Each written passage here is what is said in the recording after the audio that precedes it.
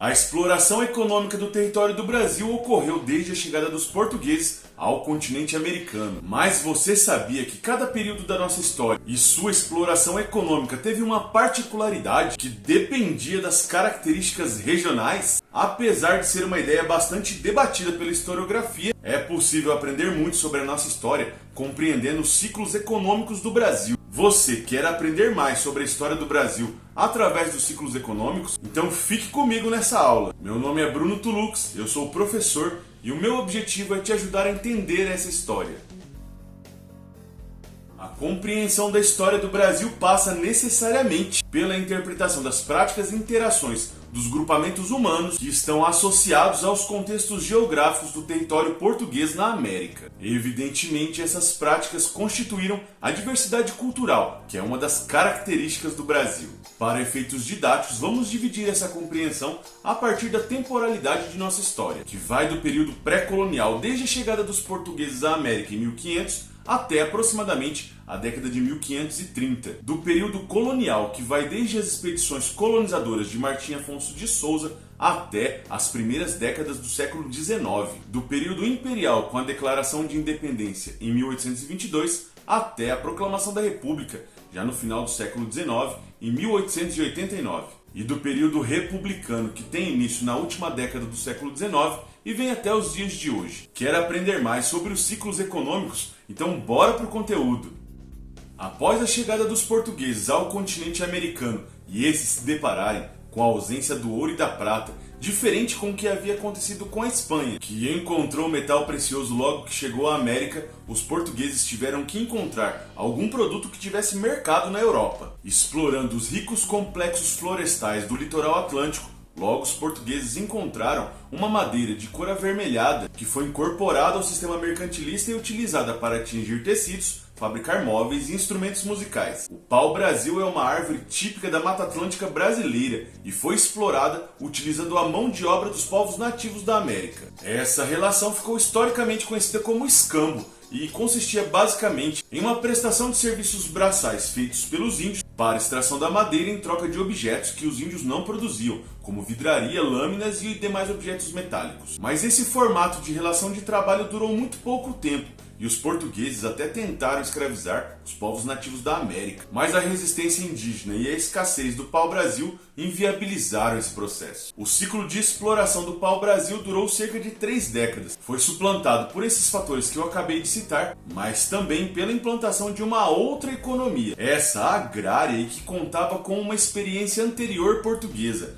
a cana-de-açúcar. A cana-de-açúcar foi um importante produto da América Portuguesa, e a preocupação em garantir a posse do território colonial americano diante de ameaças de invasões estrangeiras forçou os portugueses a encontrar uma atividade vinculada à exploração agrícola. E essa experiência anterior de Portugal com a cana-de-açúcar no continente africano se transformou no elo entre a exploração mercantilista e a necessidade de ocupar esses territórios coloniais. Isso porque os portugueses já sabiam que esse açúcar alcançaria altos preços no mercado europeu. Com uma produção dedicada à região nordeste do Brasil, tanto por questões climáticas quanto geográficas, o ciclo da cana-de-açúcar vai desde a metade do século XVI até o final do século XVII. E as capitanias que tiveram maior êxito na produção açucareira foram justamente Bahia e Pernambuco, justamente por contarem com maior investimento. A implantação da estrutura básica para o processamento do açúcar contava com a construção de engenho, moenda, caldeira, fornalha e casa de purgar. Outro ponto fundamental para compreender o ciclo do açúcar era a estrutura desse sistema, que estava associado ao plantation e tinha como características o latifúndio, a monocultura, a produção voltada para o mercado externo e também a utilização de mão de obra escravizada. E essa produção foi fundamental para a formação de parte da sociedade. Tanto é que os grupamentos humanos que se constituíram no entorno do complexo açucareiro ficou conhecida como a civilização do açúcar. No final do século XVII, o sonho dourado dos portugueses foi concretizado. O ouro foi descoberto inicialmente na atual Minas Gerais e já nas primeiras décadas do século XVIII novas jazidas foram descobertas no atual Mato Grosso e também em Goiás. Vale a pena frisar que a descoberta do ouro estava associada ao desenvolvimento do bandeirantismo, e a atividade aurífera foi o apogeu da economia colonial, já que essa situação era bastante desejada e esperada pela coroa portuguesa. Mas apesar dos bons rendimentos da mineração para a coroa, essa atividade não foi capaz de sanar as questões financeiras de Portugal, visto que o sistema mercantilista já estava em franco declínio. O ciclo do ouro, no entanto, permitiu o deslocamento das atividades econômicas da colônia do Nordeste para o Sudeste, bem como um inicial processo de urbanização ainda no período colonial, além de o surgimento de uma camada intermediária de trabalhadores, nem senhores nem escravizados, que era ocupada pelos praticantes de atividades diversas, chamados de trabalhadores livres, e também pela parcela de trabalhadores escravizados que gradativamente conquistavam a sua liberdade. Vale ressaltar que a mineração também contava com a utilização de mão de obra escravizada. E apesar da opulência das minas de ouro nesse período, o esgotamento das jazidas foi muito mais rápido do que o previsto. E o período de apogeu dessa atividade econômica durou menos de um século.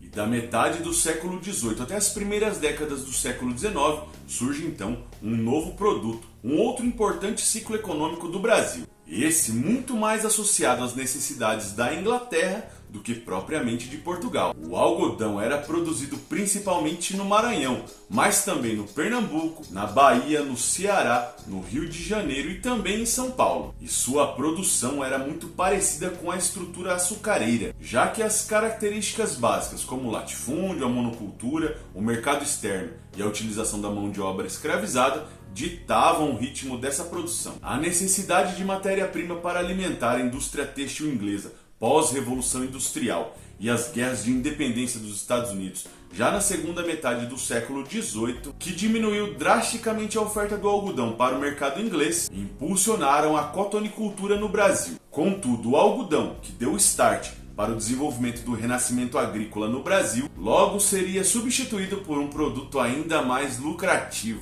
Apesar de ter chegado ao Brasil ainda no século XVIII, o café só alcançou destaque a partir da década de 1830, quando o cultivo dessa planta foi adaptado para o Rio de Janeiro e dessa província se espalhou para os atuais estados de São Paulo, Minas Gerais e Paraná. E a adaptação foi tão positiva que o Brasil, já em meados do século XIX, era responsável por cerca de metade da produção mundial de café.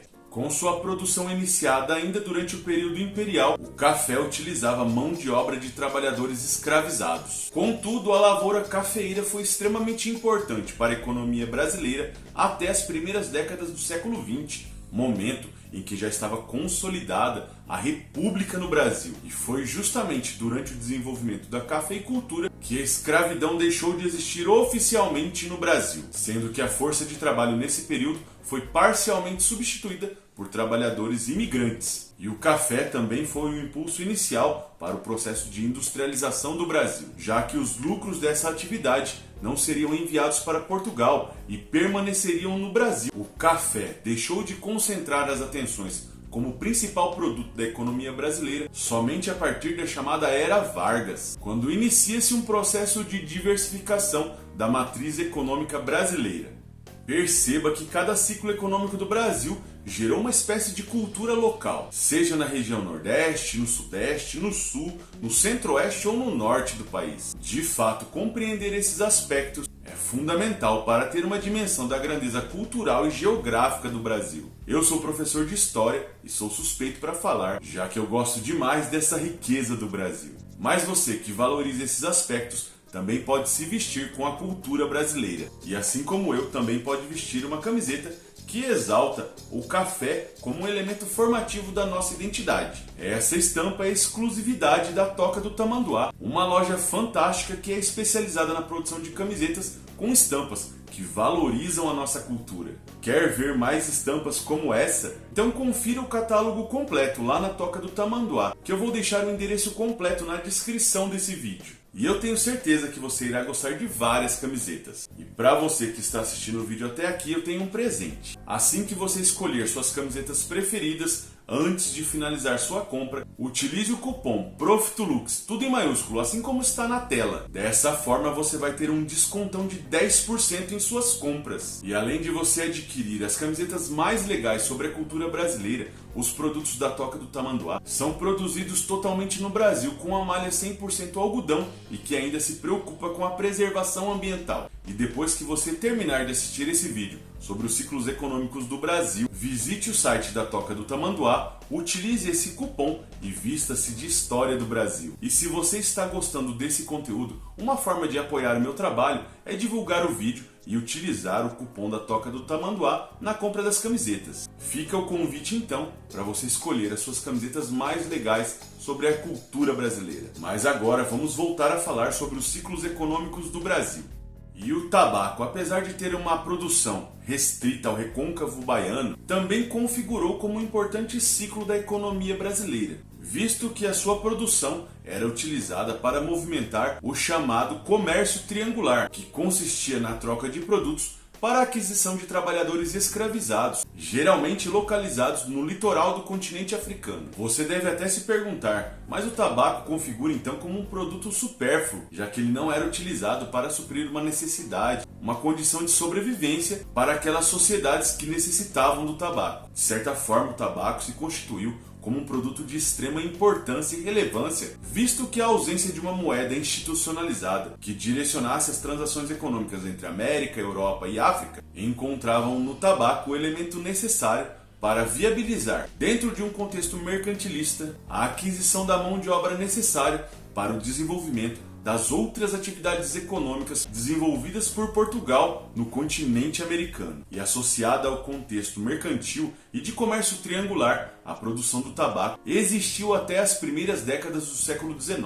quando tem-se início um outro processo, esse voltado gradativamente para findar o comércio da mão de obra que tinha seus vértices na América, na África e na Europa.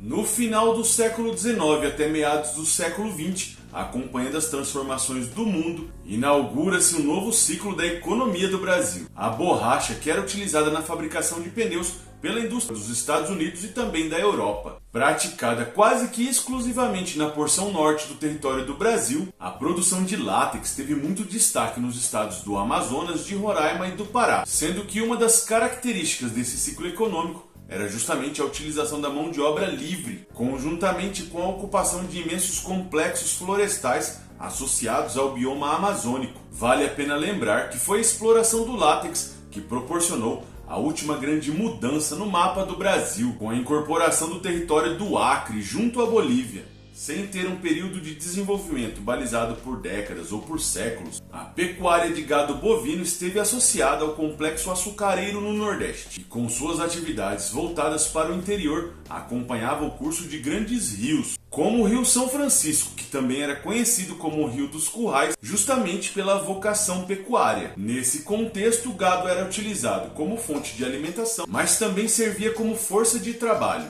Já no sul do Brasil e na antiga colônia do Sacramento, a pecuária de gado bovino, equino e muar abastecia os centros mineradores, tanto como fonte de alimento, mas também como meio de transporte para a escoação da produção aurífera. Nos dois casos, a expansão proporcionada pela atividade pastoril foi uma determinante para iniciar o processo de dilatação da fronteira colonial e também para a interiorização da colônia, que durante muito tempo ficou restrita ao litoral atlântico. Uma particularidade é que a lida com o gado era feita de forma extensiva e contava com a utilização de mão de obra livre. E após o período de auge tanto da cana-de-açúcar quanto da mineração, o gado foi um importante elemento de fixação das sociedades colonial e imperial no interior do Brasil.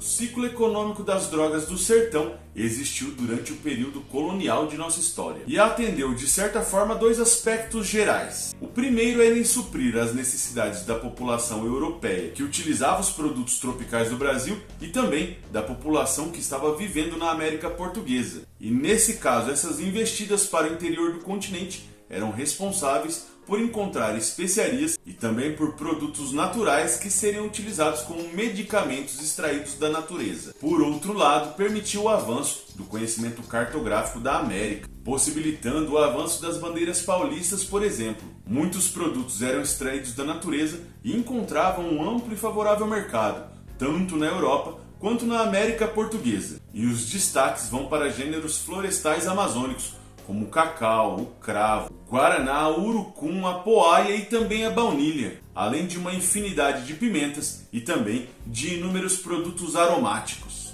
E ainda é importante ressaltar que um produto econômico não desaparecia ou deixava de ser produzido quando outro produto alcançava destaque. Muitos desses ciclos econômicos coexistiram durante séculos, cada um alcançando visibilidade e evidência de acordo com a necessidade do mercado internacional. Isso nos faz entender que havia sim uma mudança de perfil de acordo com a época e a necessidade que esse produto gerava, já que a demanda por determinados produtos era maior ou menor em períodos distintos. Dessa forma, fica evidente a vocação para a produção de riquezas do Brasil, caracterizada pelo desenvolvimento do mercantilismo, mas que também encontrou um espaço extremamente favorável após a Revolução Industrial. Para você que chegou até aqui, vou deixar a indicação de um outro vídeo que eu já gravei, esse sobre o plantation. E se esse vídeo foi útil para você, não deixe de comentar, compartilhar, curtir, postar nos grupos de WhatsApp e Telegram para que outras pessoas também tenham acesso a esse conhecimento. E se você ainda não é inscrito ou inscrita no canal,